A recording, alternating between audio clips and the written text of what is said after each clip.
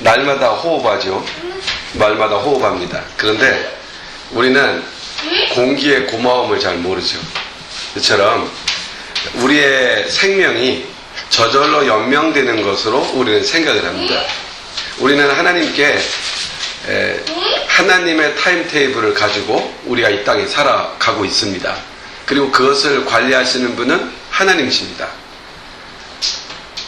이 세상은 수많은 것들이 우리 생명을 해하려고 합니다. 그게 사단의 일이기 때문에 그렇습니다. 예를 들어서 어느 마을에 아주 그 전염병이 돌아왔고 어디에는 어떤 바이러스로 인해서 사람들이 죽어간다는 이런 얘기들을 듣게 되죠. 이 세상을 파괴하는 일은 하나님의 일이 아닙니다. 이 세상을 파괴하는 일은 사탄의 일입니다. 근데 사탄이 종횡무진 행동하는 이 세상을 우리 주님은 왜 방치하는 것처럼 느껴지죠?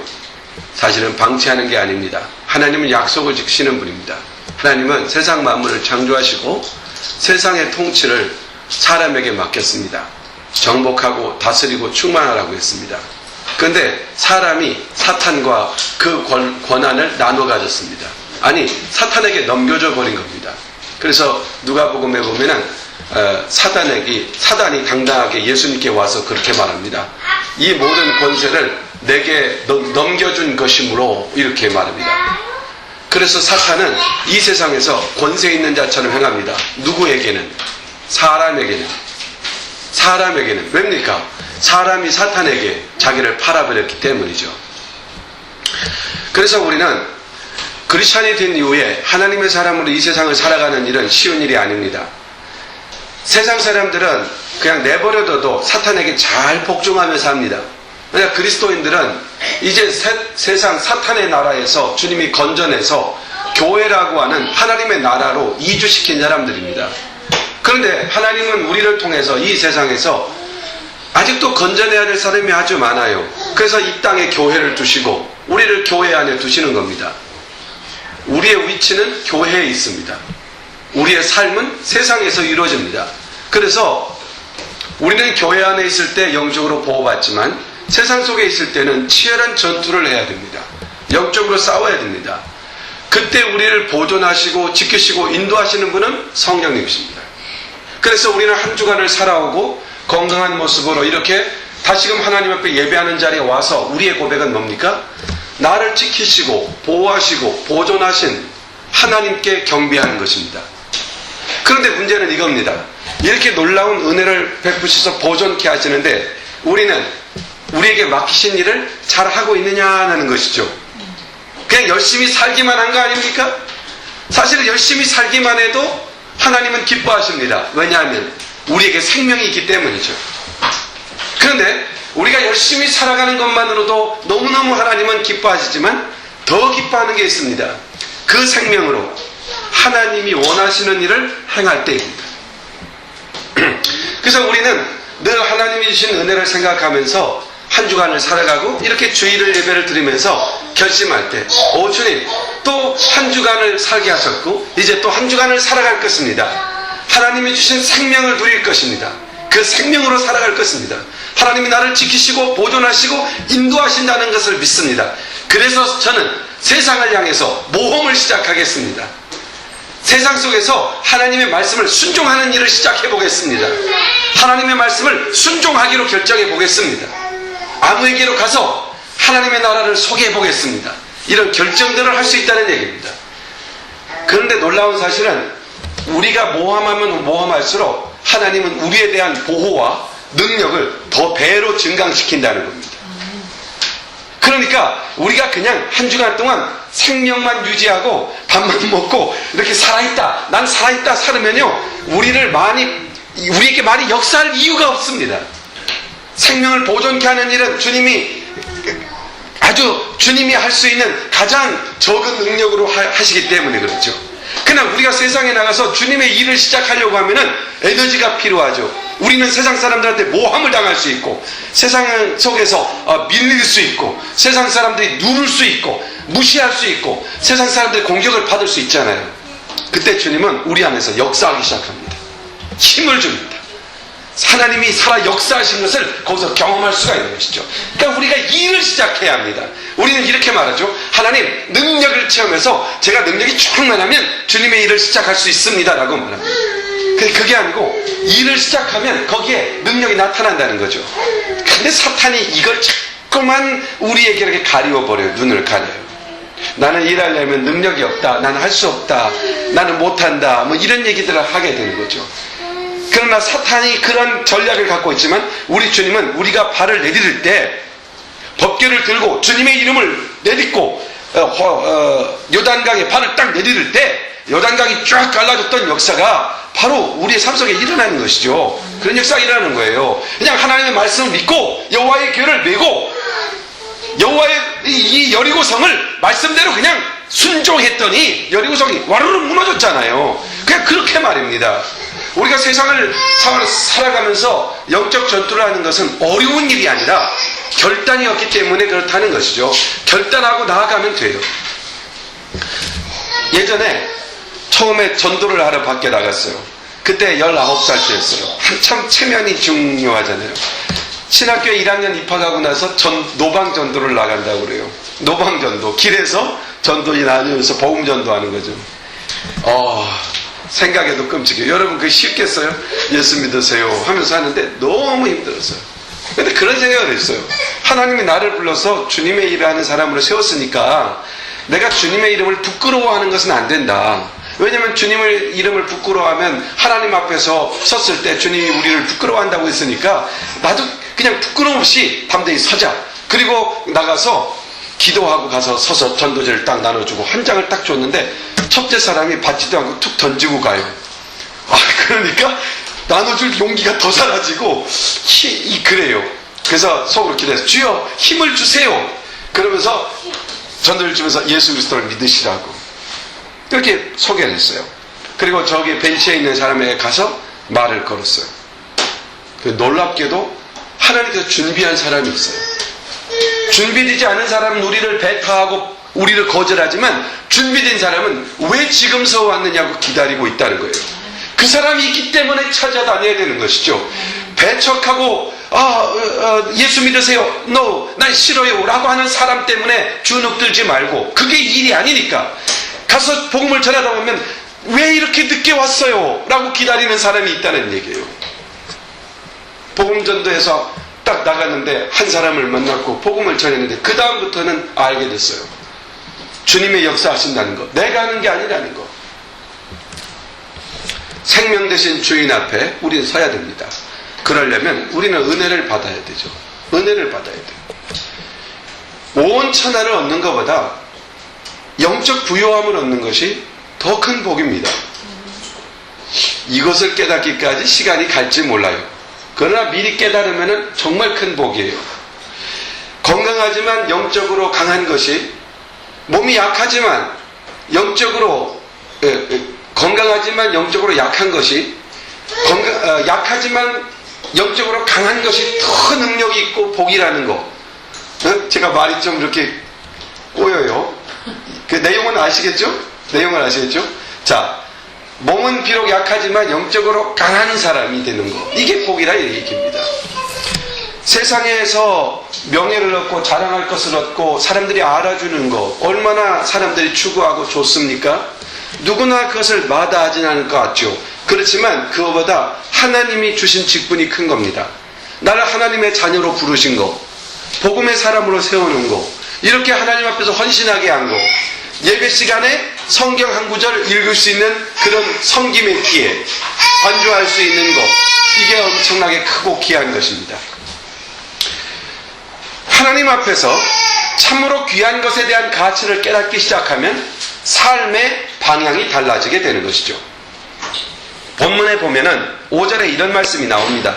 내가 이스라엘에게 이슬과 같으리니 저가 백합화 같이 피겠고, 그런 말이 나와요. 내가 이스라엘에게 이슬과 같으리니. 자, 이 말씀이 무슨 의미의 말일까요?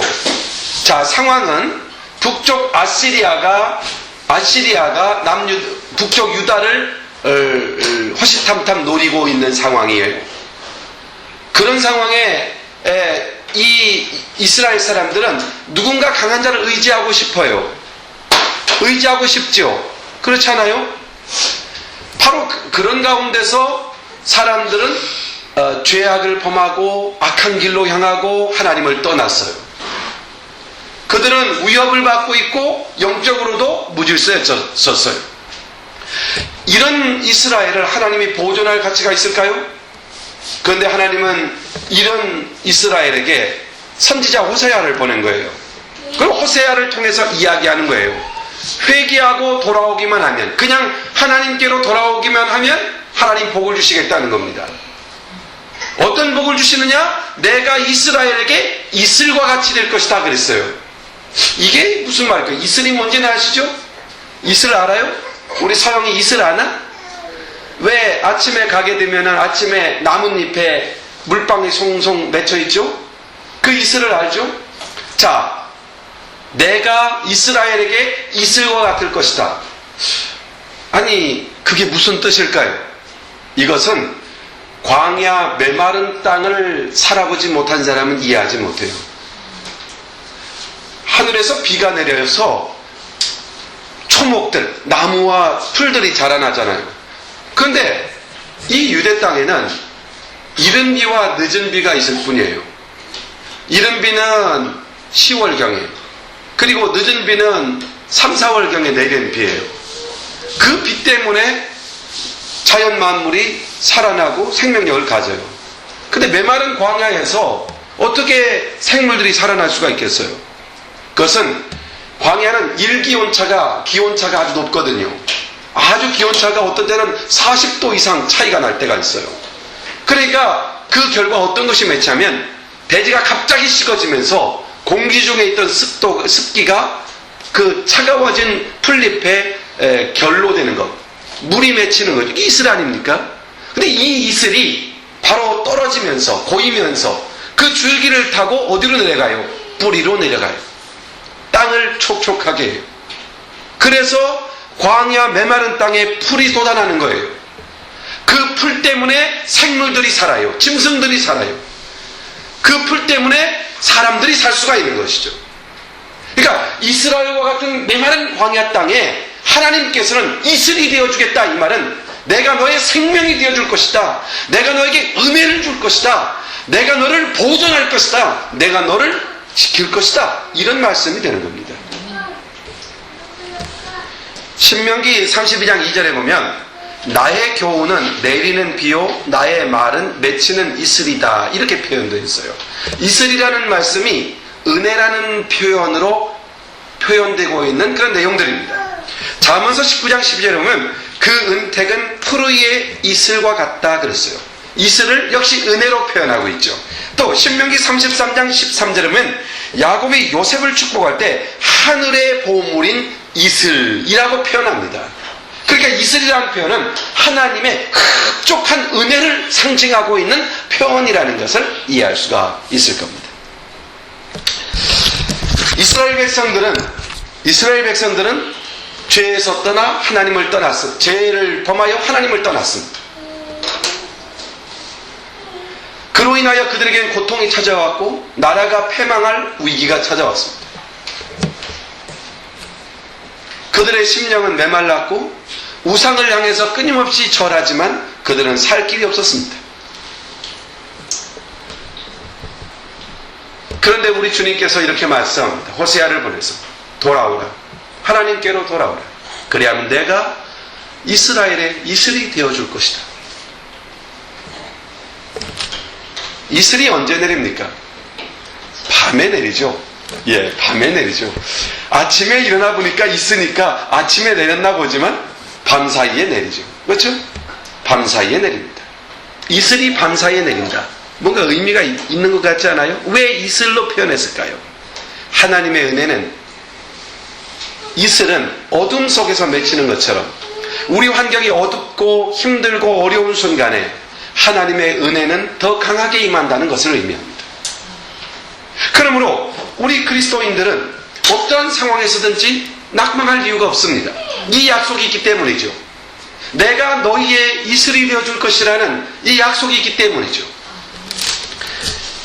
시냇물이 막 흘러가는데 그 졸졸졸졸 소리가 나잖아요. 얼마나 신선하고 상쾌하게 해요. 바닥에 자갈이 있기 때문입니다. 거칠기 때문에 소리가 나는 것이죠. 오히려 우리의 삶이 거칠고 힘들지만 그것이 하나님의 은혜를 받으면 그것이 오히려 하모니를 이룰 수가 있어요. 도리어 그것이 더 은혜로운 것이 될 수가 있어요. 우리가 살아가면서 하늘에 먹구름이 꽉 끼어 있으면 태양이 안 보이죠. 며칠 전 한국에서 그런 일이 있었어요. 장마가 다 끝났는데 오후 2, 3시쯤 됐을까? 갑자기 검은 구름이 낮게 깔리면서 깜깜해져 가지고 전조등, 자동차의 라이트를 켜지 않으면 움직일 수 없을 정도로 그렇게 깜깜해진 그런 순간이 있어서 사람들이 다 깜짝 놀랐다고 그래요. 정말 저도 어렸을 적에 그런 기억이 하나 있어요. 구름이 너무 낮게 껴가지고 정말 밤처럼 변했어요. 1, 2시밖에 안 됐는데. 그렇다고 해서 태양이 사라진 걸까요? 먹구름이 사라지면 여전히 태양은 그곳에서 비추고 있죠. 우리가 살아가면서 어려운 일을 당연할 수 있어요. 우리가 실수할 수 있어요. 그것이 우리의 죄악 때문에, 우리는 실수 때문에 그런 것이 찾아올 수 있죠. 그러나 그렇다고 해서 하나님의 은혜가 사라진 게 아니에요. 그럴 때는 어디로 돌아오면 됩니까? 하나님 앞으로 돌아와야 돼요. 오늘 본문 3절에, 2절에 보면 이런 말씀이 있어요. 너는 말씀을 가지고 여호와께로 돌아와서 아뢰기를, 그랬죠. 뭐를 가지고 여호와께 돌아와요? 말씀을 가지고. 우리가 생각하죠. 내가 어떻게 하나님께 돌아가리까? 이렇게 묻죠. 내가 이렇게 죄를 짓고 나는 하나님 앞에서 멀리 떠나 있는데 어떻게 하나님께로 돌아가요? 내 마음을 이렇게 어두운 구름이 가득 끼어 있는 것 같아서 답답하고 하나님을 향하여 엎드려도 하나님의 음성이 들리지 않는데 내가 어디로 돌아가요? 오늘 호세아 선지자를 통해서 얘기합니다. 너는 말씀을 가지고 여호와께 돌아오라. 이 말은 말씀으로 돌아오라는 얘기입니다. 그 말씀을 잡으라는 얘기입니다. 말씀의 약속을 붙잡으면 하나님을 만날 수 있다는 얘기입니다. 하나님께서 이슬이 되어준다는 얘기입니다. 추운 겨울에 앙상한 나무들 있잖아요. 그러나 온도가 올라가고 습기가 채워지면 다시 살아납니다. 우리가 비록 세상을 살면서 메마르고 팍팍하고 컬컬하고 우리가 하나님을 떠난 데서 오는 그런 심령을 가졌을 때 거기서 낭망하거나 주저앉아 있으면 안 돼요. 얼른 돌이켜서 말씀으로 돌아와야 돼요. 그 말씀이 우리의 은혜의 이슬이고 은혜의 단비죠. 그 이른 비와 늦은 비와 같은 말씀을 딱 가질 때 우리 안에서 생명력이 일어나고 다시 살아나고 영성이 일어나고 그리스도인의 생명을 소유하게 되는 것이죠. 이런 것을 경험한 이사야 선지자의 고백입니다. 이사야서 55장 6절로 7절인데 주보에 있으니까 같이 한번 읽어봅시다. 시작. 너희는 여호와를 만날만 할 때에 찾으라. 가까이 계실 때에 그를 부르라. 악인은 그 길을 불의한 자는 그 생각을 버리고 여호와께로 돌아오라. 그리하면 그가 긍휼히 여기시리라. 우리 하나님께로 돌아오라. 그가 널리 용서하시리라. 그렇게 말씀하시죠. 돌아오면 용서하시고 살아난다 이거예요. 다윗 역시 그 사실을 알았어요. 그래서 시편 50편 15절에 환난 날에 나를 부르라. 내가 너를 건지리니 내가 너를 영화롭게 할 것이다. 부르짖어서 하나님께 기도하면 엎드리면 하나님이 건져주신다. 돌이켜주신다. 이렇게 약속하고 있는 것이죠. 그렇다면 이거 한번 보세요. 이슬은 어떻게 내립니까? 비는 그냥 주룩주룩 내리잖아요. 그런데 이슬은 어떻게 내립니까? 특징이 소리 없이 내린다는 거예요. 이슬이 내리는 소리는 없습니다. 그냥 기다리다 보면 그 이슬은 물방울이 되어 있습니다. 생명수가 되어 있습니다. 여러분, 너무너무 중요한 표현의 말씀이, 이와 유사한 표현의 말씀이 민수기서 11장 9절에 나옵니다. 밤에 이슬이 내릴 때에 만나도 같이 내렸다. 만나가 뭡니까? 유대 광야길, 사막길을 다니는 사람들에게 양식이 만나가 아닙니까? 만나가 어떻게 내렸습니까? 이슬이 내릴 때에 같이 내렸다. 이슬처럼 내렸다. 소리 없이 내렸다. 이런 얘기입니다. 신비스럽죠? 이겁니다. 우리는 종종 하나님께서 어떤 일을 행하실 때 하나님의 일하시는 방법이 무엇일까를 생각해 봐야 합니다. 이 광대한 우주가 한치의 틈도 주지 않고 돌아가잖아요. 소리가 나지 않아요. 조용히 그 일이 이루어져요. 나무가 자라는 소리를 들어봤나요? 우리 서영이가 이렇게 부쩍 컸는데 크는 소리 들어봤나요? 뼈가 막 늘어나는 소리 들어봤어요? 얼마나 신비스럽습니까? 엄마의 뱃속에서 태아가 자라는 소리가 있나요? 위대한 역사는 소리 없이 진행됩니다. 하나님의 역사는 소란스럽지 않습니다. 이 세상에서 어떤 일을 이루려고 시끄럽게 하는 사람들이 있어요. 어저께도 보니까 우리나라에 촛불 집회가 모였는데 사람들이 촛불 집회를 하느냐고 모였어요. 정권 타도 막 이런 말도 나왔다고 그래요. 그런데 그 모인 사람들의 추산이 그 시위한다는 사람들은 10만이 넘었다고 하고 경찰들은 15,000명밖에 안 모였다고 하고 뭐 이런 얘기들이 오가요. 소란을 피죠. 자, 봐요. 막 소란을 폈어요. 이슈가 그렇게 큰 이슈가 아니에요. 그건 이슈도 아니에요. 할 만한 명분이 별로 크질 않아요. 일단 검찰에 맡겨서 조사를 의뢰하면 될 일이에요.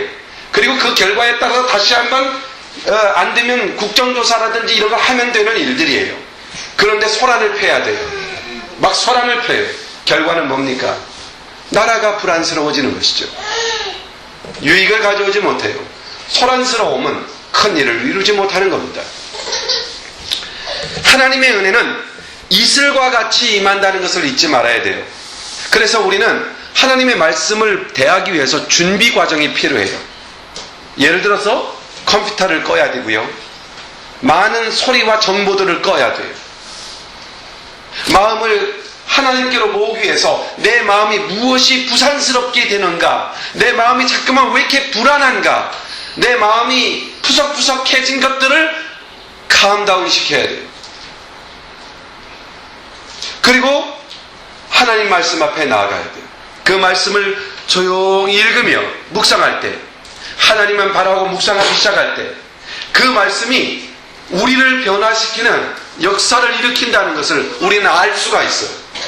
나를 변화시키고 내 기분을 변화시키고 내 의식을 변화시키고 내 생각을 변화시키고 내 판단을 바로잡아주고 옳은 것과 그른 것을 구분하고 죄악과 거룩한 것을 분리해내는 그런 놀라운 역사들이 그 말씀 속에서 일어나는 것을 저도 경험하고 있고 여러분도 경험할 수 있고 경험하고 있지 않습니까?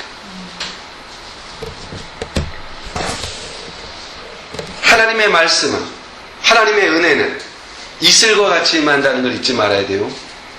하나님의 은혜는 이슬과 같이 임하는 겁니다. 본문 5절 말씀을 다시 한번 보세요. 이렇게 시작합니다. 내가 이스라엘에게 이슬과 같으리니 저가 백합화같이 피겠고 레바논 향목 백향목같이 뿌리가 바뀔 것이다 그랬어요. 하나님께서 이스라엘에게 이슬과 같이 되어주겠다, 은혜가 되어주겠다, 은혜를 주겠다, 이런 말씀을 줍니다. 그렇다면 하나님께서 우리에게 이슬과 같이 되시면, 즉 하나님이 우리에게 은혜를 주시면 우리는 어떤 것을 누리게 되느냐, 약속이 나와 있어요. 먼저 5절 하반절에 보면 이렇게 말씀합니다.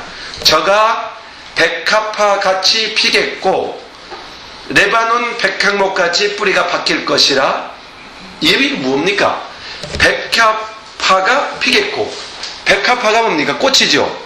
백합은 이 세상에 피어나는 목적이 뭡니까? 열매를 맺히기 위한가요? 아니에요. 백합은 꽃을 피는 데 목적이 있어요. 그의 아름다운 잣대를 활짝 피어내는 데 목적이 있어요. 백향목의 목적은 뭘까요? 백향목은 쭉 꽂아서 하늘을 치솟아 자라나는데, 그게 많이 자라나면요 30m까지 자란대요. 30m면 엄청 높이죠. 30m까지 아름드리 나무로 쭉 꽂아서 세워지죠. 그리고 그 나무는 향기로워서 많은 필요한 성숙한 나무일수록 30년생 나이가 들면 들수록 이 젊은 백향목은 향기가 더 진해진다고 그래요. 그 나무로 집을 지으면 집이 향기로운 집이 되는 거죠. 그것으로 성전을 지으면 향기로운 성전이 되는 것이죠. 무슨 얘기입니까? 백향목과 같이 견고한 나무, 뿌리가 튼튼히 내린 견고한 나무가 될 것이고 백합화가 활짝 필 것이다 라는 말은 성숙한 상태를 말하는 거예요. 성숙한 상태, 어떤 일에든지 쓰임받을 수 있는 그런 성숙함을 나타내죠. 그럼 우리가 이 땅을 살아가면서 하나님께서 은혜를 주시면 우리가 미처 자라나지 못한 부분들이 인격이 자라나고 성품이 자라나고 인간관계에 탁월함이 자라나고 또 세상 속에서 일을 처리할 때 지혜가 자라나고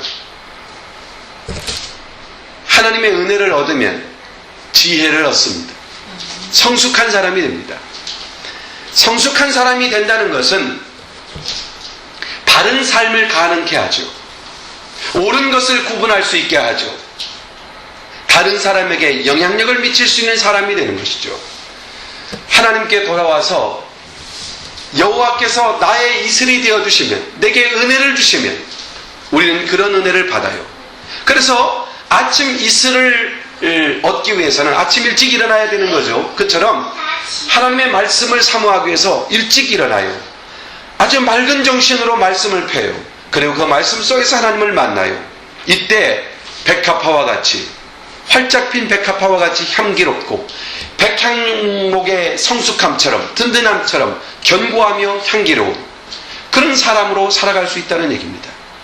내가 다른 사람 앞에서 좀 더 멋진 사람이 되고 다른 사람보다 성공하고 다른 사람보다 나은 사람이 되고 싶다면요, 성공하는 길을 가야 되겠죠. 그런데 간다고 해서 다 성공하는 게 아니잖아요. 그러나 하나님 말씀 앞에 엎드려서 그의 은혜를 받으면 그가 그러한 사람으로 우리를 만들어 가신다는 얘기입니다. 이게 큰 은혜입니다. 그래서 말씀 앞에 서야 되는 거예요. QT 타임을 꼭 가져야 돼요. 콰이어 타임을 가져야 돼요. 그리고 그 자리에서 하나님을 만나야 돼요.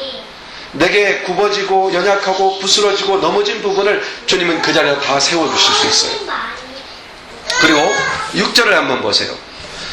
6절에 이렇게 나오죠. 6절에 그 가지는 퍼지며 그 가지는 퍼지며 그 아름다움은 감람나무와 같고 그 향기는 레바논 백향목 같으리니 그랬습니다.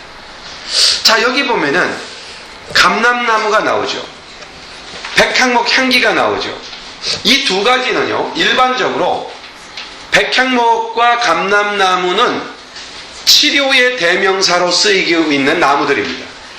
특별히 감람나무 같은 경우는 그 열매도 치유제로 쓰지만 그 나무에서 나오는 진액은 사람들의 치유제로 쓰는 아주 중요한 것이죠. 그리고 그 나무들은 쉽게 시들지 않고 적은 물기 속에서도 견고히 설 수 있는 생명력을 가진 그런 나무들의 특징을 가지고 있어요. 새벽 이슬, 주님이 우리의 이슬이 되어주시면, 주님이 우리에게 은혜를 주시면, 즉 우리가 주님의 말씀을 통하여 은혜를 입으면 우리는 세상에서 유익한 사람이 된다는 겁니다. 다른 사람이 필요로 하는 사람이 된다는 겁니다. 이 세상에 꼭 있어야 되는 사람, 그런 거 있잖아요. 당신이 없었으면 어떻게 합니까? 당신은 우리에게 꼭 필요한 사람입니다. 하나님께서 그렇게 인정하는 사람. 창세기 49장 22절에 보면 요셉은 무성한 샘 곁에 나무 가지다 이렇게 표현되고 있어요. 그래서 그 나무 가지가 담장을 넘었다 이렇게 표현합니다. 이게 야곱이 요셉에게 준 축복의 내용입니다. 그런데 정말 요셉은 담장을 넘었어요. 유대 땅을 넘었어요. 가나안을 넘었어요. 애굽에 갔어요. 거기에서 어떤 역사를 일으킵니까? 엄청난 열매를 맺히죠. 그래서 소아시아 인근의 모든 나라들을 먹여 살려요. 애굽만 살린 것이 아니라 팔레스틴을 살리고 저 넘어 아시리아나 저 밑으로 아시아, 소아시아까지 살리는 그런 놀라운 역사를 일으켜요. 담장을 넘은 가지가 그 무성한 가지가 되었죠. 그처럼 그 가지는 퍼지며, 퍼진다는 게 뭐예요? 쫙 가지가 퍼지는 거죠. 그래서 그늘을 만들어주고 열매를 맺혀주고 영향력을 말하는 겁니다. 내가 주님의 은혜를 받아야 그 일이 가능한 거예요. 그 일이 가능한 것이죠. 주님은 그 일을 이루십니다. 하나님이 기뻐하는 사람, 사람들에게 행복한 마음 갖게 하는 사람, 사람들의 필요를 나누는 사람, 사람들과 함께 더불어 나눌 수 있는 사람.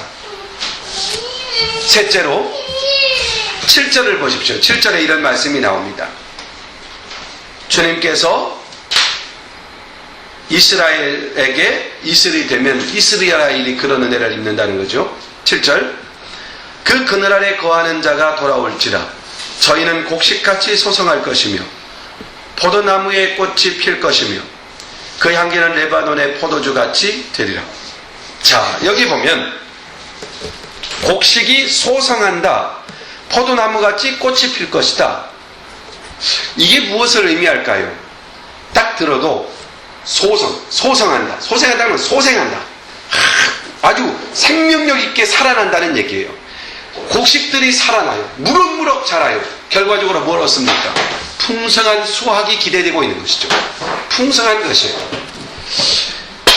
하나님의 은혜의 이슬을 머금은 사람들은 그 마음과 그 삶이 풍성해진다는 것입니다. 풍성한다는 건 뭘까요? 많은 소유를 말하는 게 아니에요. 다른 사람을 정복해서 다른 사람을 위해 군림하는 것을 말하는 것도 아니에요. 이 풍성함이라는 것은 다른 말로 바꾸면 만족함을 누린다는 얘기예요. 만족함을 누린다. 여러분, 이건 대단히 중요한 거예요. 인생을 살면서 행복하다 이 말이 뭔지 알아요? 난 만족한다 이겁니다. 즉, 우리 하나님의 은혜를 받을 때 우리는 풍성한 삶을 경험하게 되는데 그 풍성한 삶은 너무 다양한 것이에요. 그냥 어떤 것, 내가 말하는 어떤 일정한 소유에서 오는 정도의 풍성함을 말하는 게 아니에요. 화려한 옷을 충분히 사입을 수 있는 그런 풍성함만을 말하는 게 아니에요. 이 풍성함이라는 것은 다양한 어떤 것들을 통해서 무엇에 이르게 해요? 만족함에 이르게 하시는, 행복함에 이르게 하시는 그 은혜를 누린다는 거예요. 하나님의 은혜를 받으면 육선이 풍부하고 정말 고기 음식을 만찬을 차려놓고 먹어도 만족할 수 없는 것을 보리밥 삶아서 그걸 비벼서 같이 나눠 먹으면서도 만족할 수 있는 그런 부요한 사람으로 변화된다는 거예요. 즉, 무엇으로 인하여 내가 만족을 누리는 것이 아니라 내가 무엇으로도 만족할 수 있는 사람이 되어진다는 거예요. 내가 무엇으로 인하여 행복해지는 사람이 아니라 내가 무엇과 관계없이 무조건 행복해질 수 있는 사람이 되는 거예요. 이게 오늘 여기서 말하는 내용들입니다. 그러므로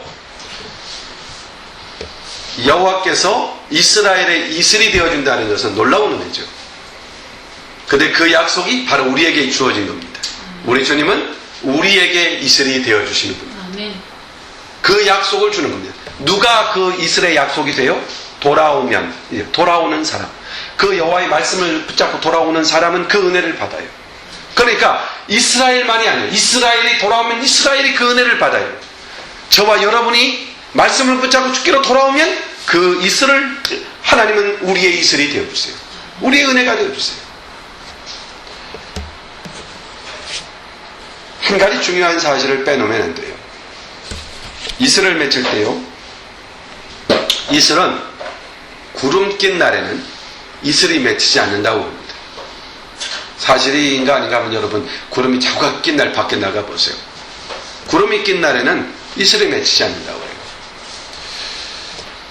우리의 마음속에 죄가 있으면 죄는 우리의 이슬이 되어줄 수가 없습니다. 그러면 항상 회개해야 됩니다. 9절 말씀에 누가 지혜가 있어 이런 일을 깨달으며 누가 총명이 있어 이런 일을 알겠느냐? 여호와의 도는 정직하니 의인이라야 그 도를 행하리라. 그러나 죄인은 그 도에 거쳐 넘어지리라. 나오죠? 의인이라야 이 도, 즉 하나님의 말씀으로 돌아오고 하나님이 우리의 의가 되어주시는, 이슬이 되어주시는, 은혜가 주어주시는 은혜를 경험한다는 거예요. 그러나 오히려 악인은 그 도, 그 말씀 때문에 거쳐 넘어질 것이다.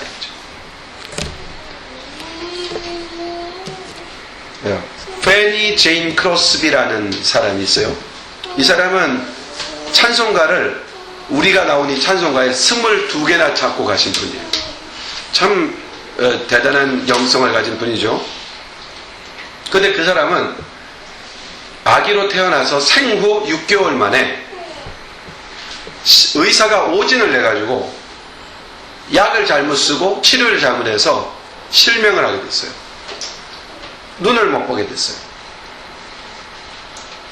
그렇지만은 이 페니 제인 크로스비라고 하는 이 사람은 95세까지 아주 건강하게 장수했어요. 그리고 많은 사람에게 아주 좋은 영향력을 미쳤으며 수많은 저서를 통해서 사람들에게 참 많은 것을 나누는 그런 삶을 살았어요. 근데 그 사람이 남긴 이야기 중에 이런 말이 있어요. 믿음으로 사는 사람은 그러니까 불행을 불평하지 않고 행운을 만들어가는 사람입니다. 왜냐하면 믿음이 있는 사람 마음에는 그리스도가 계시기 때문입니다. 그럼 점자로 성경을 읽어요. 왜냐하면 안 보이니까 점자로 성경을 읽는데 시편 57편을 읽다가 너무 감동을 받은 거예요. 그래서 지은 찬송이 찬송가 446장, 지난주 우리 지연 권찰이 함께 불렀던 찬양이고, 또 오늘 같이 부르려고 했는데 다른 찬송을 선택했네요. 오 놀라운 구세주 내 주 예수 참 능력의 주시로다. 큰 바위 및 샘솟는 그곳으로 내 영혼을 숨기시니 메마른 땅을 종일 걸어가도 나 피곤치 아니하며, 메마른 땅을 종일 걸어가도 나 피곤치 않아요. 저 위험한 곳 내가 이를 때면 큰 바위에 숨겨주시고 그리고 주선으로 덮어주시네. 참 놀라운 찬양이죠. 하나님의 이슬을 맞으면, 하나님의 은혜를 맞으면 환경과 관계없이 세상이 나에게 무엇 때문에 행복해지는 것이 아니라 내가 그 행복 자체를 누리는 사람이 되어진다는 거예요. 내가 무엇 때문에 만족해지는 것이 아니라 어떤 상황에도 만족하며 살 수 있는 사람이 되어지는 거예요. 어떤 쪽이 되겠어요? 어떤 쪽이 더 큰 은혜예요?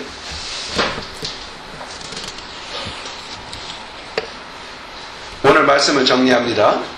하나님이 우리에게 이슬과 같이 되어주실 수 있어요. 그 약속이에요. 어떻게 하면요? 하나님의 말씀을 따라 주님께로 돌아오기만 하면, 즉 말씀 앞에 무릎 꿇기만 하면, 말씀을 읽어가며 그 말씀을 묵상하며 조용히 하나님의 은혜를 기다리면, 그런 말이에요. 그렇게 하면 하나님께서 우리의 이슬이 되어주세요. 우리의 은혜가 되어주세요. 그 은혜의 이슬을 맞으며 살아가는 사람, 어떤 결과를 가져와요? 세 가지 단어로 정리할 수 있어요. 첫째는 성숙이에요. 성숙한 사람이 돼요. 말씀이 우리를 성숙하게 만들어요. 백합화와 같이 피고 레바논 백향목같이 뿌리가 박힐 것이다. 아름답고 견고하게 성숙한 인격의 사람, 성숙한 삶을 경외하는 사람, 이런 사람이 된다는 얘기예요. 이 약속이에요. 그리고 두 번째는 유익함이에요. 유익한 사람, 유익을 주는 사람. 가지가 퍼지며 아름다움은 감람나무 같고 유익을 주는 거죠. 향기가 레바논 백향목 같다고 이렇게 표현하지 않습니까? 범사에 형통하고 범사에 다른 이에게 유익을 줄 수 있는 그런 유익한 사람, 향기로운 사람. 그리고 더 나아가서 곡식이 소성하고 포도나무같이 꽃이 필 것이다. 풍성함이죠. 부요함이죠. 만족함이죠. 행복함이죠. 그래요. 그래서 오늘 저와 여러분이 우리 인생을 살면서 하나님이 나에게 은혜의 이슬이 되어지는 역사를 경험해야 돼요. 그러려면 어떻게 해야 돼요? 말씀을 가지고 여호와께로 돌아오면 되는 거예요. 말씀 앞에 엎드리면 돼요. 그 말씀이 우리를 은혜의 이슬을 하나님이 은혜의 이슬이 되게 하시죠. 그런 역사를 경험하죠. 그래서 저는 저와 여러분이 하나님께서 이런 은혜의 이슬이 되어주시기를 주의 이름으로 간절히 소원하고 축원하는 겁니다. 기도하겠습니다. 아버지 하나님, 고맙고 감사합니다.